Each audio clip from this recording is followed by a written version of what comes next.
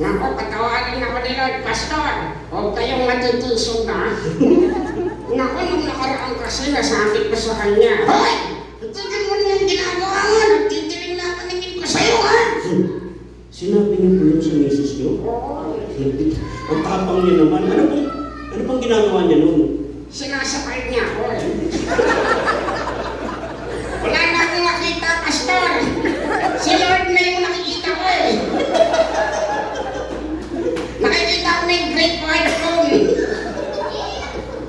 Hindi ako nagagalit noon, nakasigaw lang ako emergency na eh.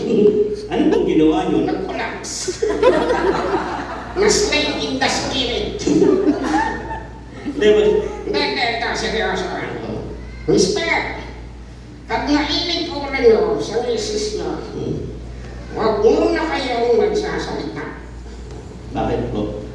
Yung salita at saka yung init ng ulo, hindi magandang magkasos yan.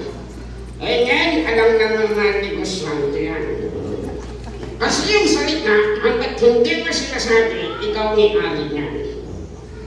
Pag sinabi nyo na yan kay misis, si misis na may-ari niyan. Alam nilang gamitin niya. Hihintayin lang nila.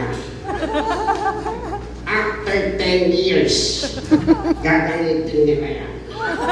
Natatandaan mo yung sinabi mo 10 years ago? Sandali. Oo nga, alam mo ba yung misis ko? Ang madalas na makalimutan na mo sa kanya. Ito makalimutan ba? Pastor na eh. Okay? Yung ipit niya sa buhok. Ang dami niyang ipit sa buhok kasi lagi nawawala. Okay? Eh madalas na sa ilalim ng unan. O yun, sa ilalim ng kumot. Ba't po ganun? Kasi, ganun talaga. Yung mga kalalaihan lalo asawa na. Oo. Yung ipit niya sa buhok, hindi niya na alam kung saan niya nilagay. 5 minutes ago. Pero yung sinabi o ginawa ni Mister, 10 years ago, tandang-tanda ka niya. Pati kung ano ang suot, dyan nang galing yung super memory. Pang-tournament yan. Ba't ganun? Parang selective yung memory. Eh kasi ganito. Kung ano ang nasa puso, yun ang natatandaan ng mahabang panahon.